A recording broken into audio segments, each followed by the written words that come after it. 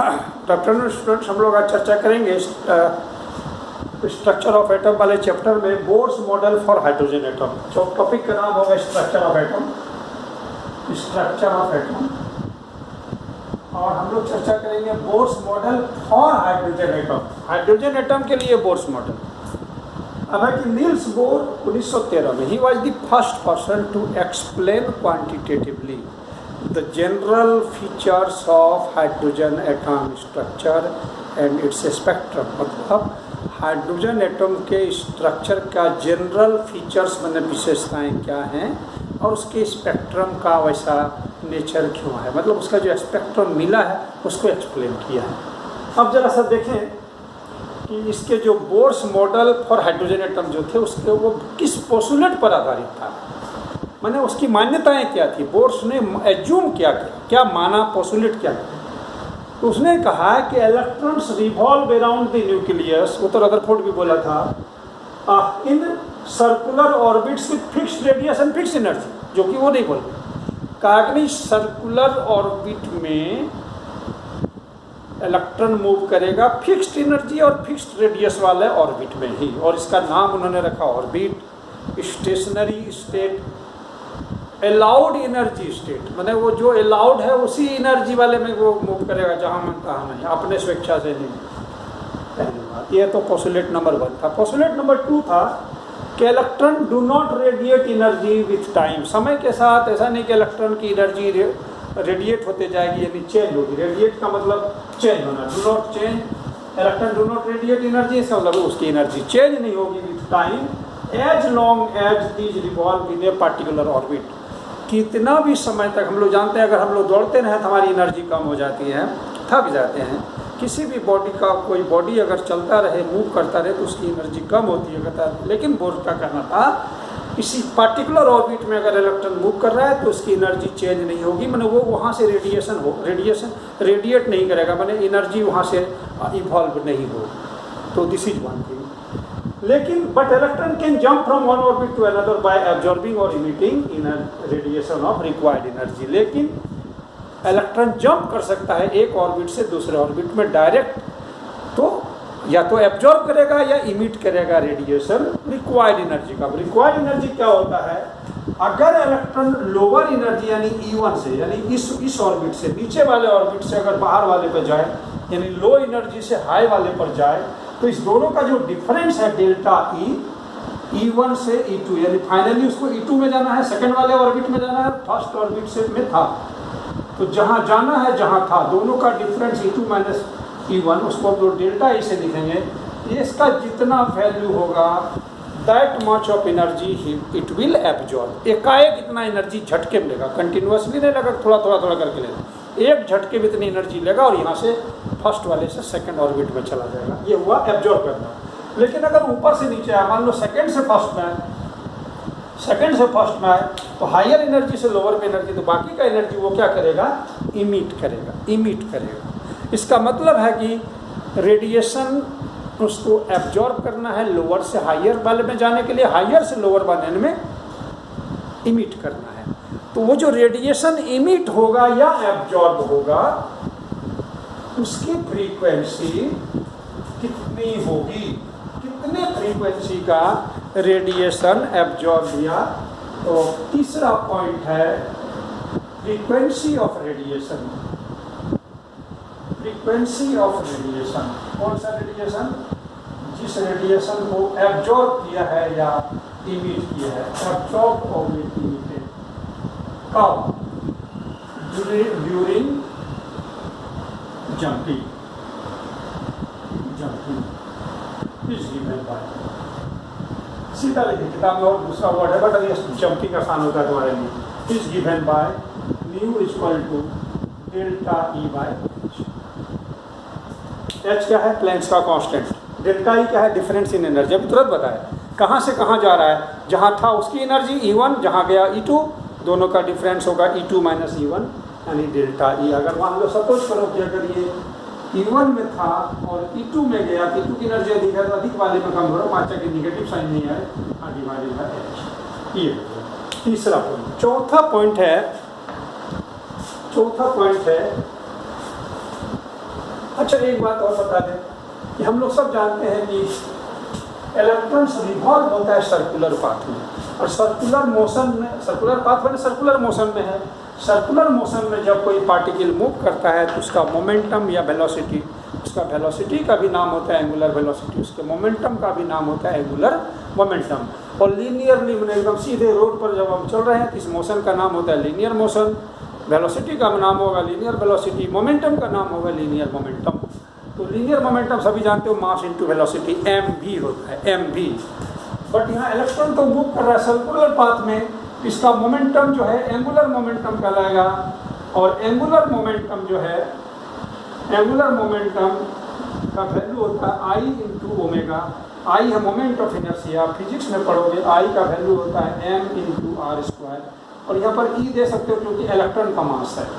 और angular velocity होता है v अपॉन r, ये कार अगर कट जाए तो हो जाएगा mv_r, m mass of the electron.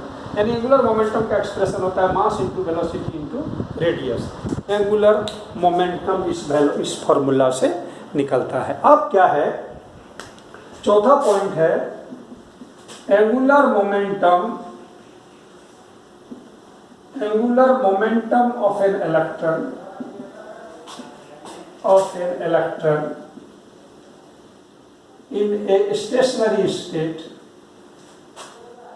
in a stationary state is given by, is expressed as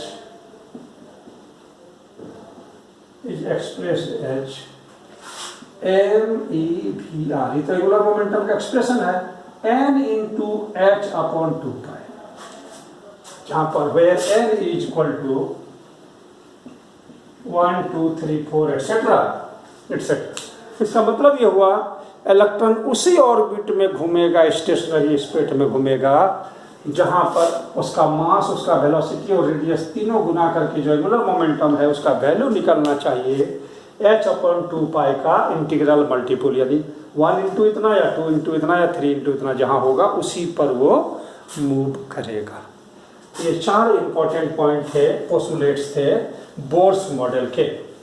अब ये है कि इलेक्ट्रॉन जो मूव कर रहा है ऑर्बिट्स में, एक सर्टेन एंगुलर मोमेंटम वाले ऑर्बिट में, सर्टेन रेडियस वाले में, उसकी एनर्जी का कैलकुलेशन भी बोर ने दिया था, बट वो कॉम्प्लिकेटेड है, तुम्हारे सिलेबस में नहीं है। बट शॉर्ट में हाइड्रोजन एटम का के बारे में कहा जाता है, क्या उसका ए नंबर कि दो रेडियस जो given by radius of the orbit, radius is given by the formula is given by Rn equal to n square a0, where a equal to a0 equal to 52.9 picometre.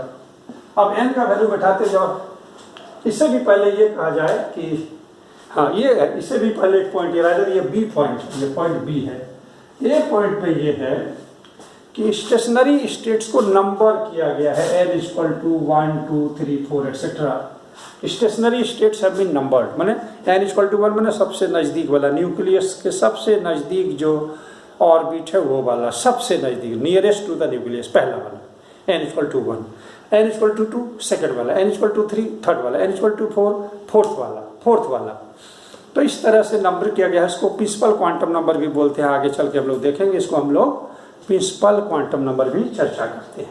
अब है कि वो पहला वाला जो ऑर्बिट है उसका रेडियस कितना होगा, इस फॉर्मूला से n का वैल्यू 1 बैठाना पड़ेगा, then it will be r1, n का वैल्यू 1 तो r1, तो 1 स्क्वायर इंटू a0, और a0 का वैल्यू इतना बैठा दें तो हो जाएगा 52.9 पिकोमीटर। पहला वाला जो ऑर्बिट है उसका रेडियस है 52.9 पिकोमीटर। से सिमिलरली n का वैल्यू 2 बैठा के दूसरे वाले का 3 बैठा के तीसरे वाले का रेडियस निकाल सकते हो, रेडियस निकाल सकते हैं, इसको बोर्स रेडियस भी कहते हैं।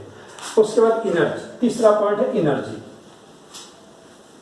एनर्जी तो energy is given by see point, energy of electron energy of an electron in a stationary state is given by, in a stationary state is given by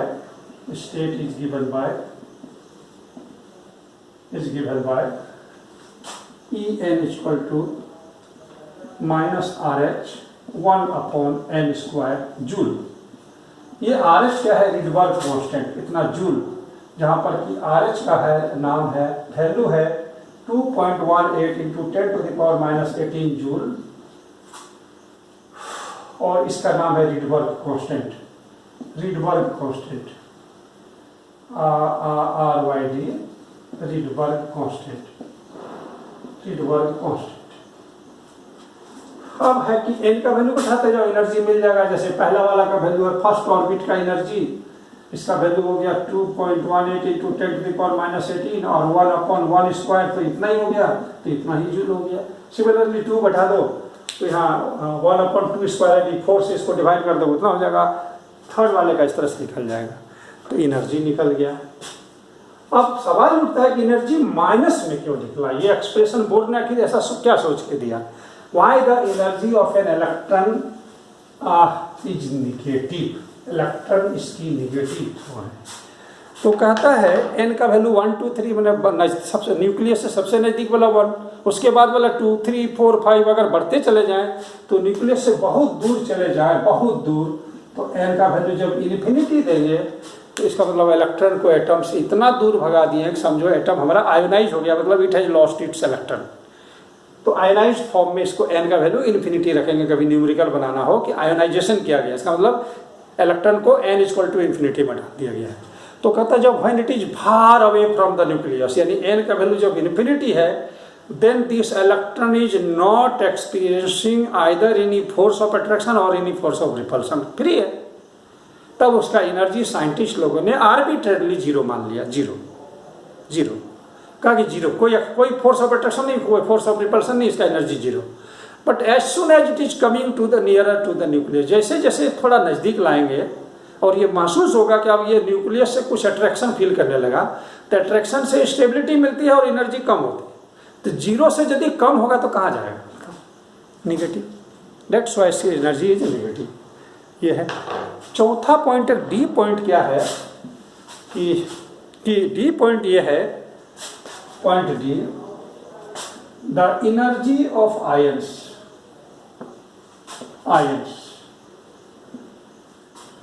ions having one electron can be given by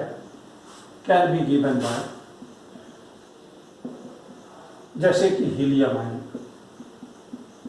lithium ion, beryllium ion. इसमें देखोगे एक ही electron, helium में 2 electron होता है, एक +1 loss, एक electron lose कर दिया, एक इलेक्ट्रॉन लूज कर दिया तो उसके पास भी हाइड्रोजन की तरह ही एक ही इलेक्ट्रॉन हुआ, तो उसका एनर्जी कैसे दिया जाएगा। तो बोर्ड ने उसके लिए भी कैलकुलेशन बताया और उसने कहा कि इस पे एनर्जी होगी इस तरह से, En इक्वल टू माइनस, या तो RH कर दो या वही 2.18 कर दो, Z² joule, Z is the atomic number, Z the atomic number. For example helium के लिए एटॉमिक नंबर जो है Z का वैल्यू 2 हो जाएगा हीलियम, और radius will be given as Rn, radius will be given as n² A0/Z picometre. अब picometre नहीं भी देंगे तो इसका वैल्यू ही पिकोमीटर में निकलता है, तो इस तरह से हम लोग निकाल सकते हैं। ये एटॉमिक नंबर, मतलब हीलियम वाले आयन का रेडियस निकालना हो पहला का n = 1 का, तो यहाँ 1 बैठाएंगे, यहाँ 1² देंगे और इसका वैल्यू 52.9 होता है, और डिवाइडेड बाई Z वैल्यू 2 कर देंगे, that will be the radius. तो ये चौथा पॉइंट है। पांचवा पॉइंट कहता है कि इलेक्ट्रॉन किसी ऑर्बिट में कितने वेलोसिटी से मूव कर रहा है, that can also be calculated, लेकिन इस सिलेबस में हम लोग का नहीं दिया हुआ है, एग्जैक्ट कैलकुलेशन के लिए कोई इक्वेशन नहीं दिया हुआ है। बट ये है क्वांटिटेटिवली कहता है कि हम लोग एज्यूम कर सकते हैं कि अगर 2 एटम का केस है, अगर किसी के न्यूक्लियस में ज़्यादा पॉजिटिव चार्ज है, फॉर एग्जांपल अगर हाइड्रोजन और हीलियम में भी कंपेयर करो तो हीलियम के न्यूक्लियस में पॉजिटिव चार्ज 2 है, हाइड्रोजन के पास हुआ 1 है।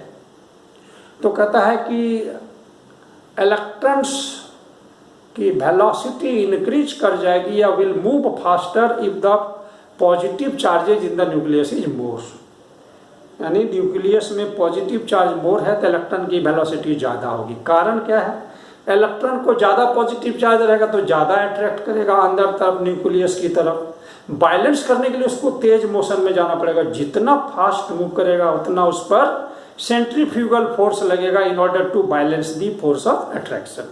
तो ज़्यादा फोर्स रहेगा न्यूक्लियर चार्ज पर, ज़्यादा पॉजिटिव चार्ज रहेगा तो उसको ज़्यादा तेज घूमना पड़ेगा, पहली बात। दूसरी बात, प्रिंसिपल क्वांटम नंबर हाई होने का मतलब है कि न्यूक्लियस से बहुत दूर।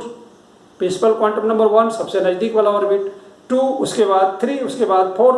तो जितना प्रिंसिपल क्वांटम नंबर हाई करोगे electron will be farther from the nucleus, nucleus से दूर होगा तो अट्रैक्शन कम, और जब अट्रैक्शन कम होगा तो उसको बैलेंस करने के लिए कम वेलोसिटी से भी मूव करेगा तो बैलेंस हो जाएगा। इसका मतलब जैसे जैसे वो दूर होता जाएगा न्यूक्लियस से उसकी वेलोसिटी कम होगी। ठीक है, तो यहाँ तक की चर्चा हम लोग करते हैं। कल देखेंगे कि इसने बोर ने हाइड्रोजन के लाइन स्पेक्ट्रम को कैसे एक्सप्लेन किया।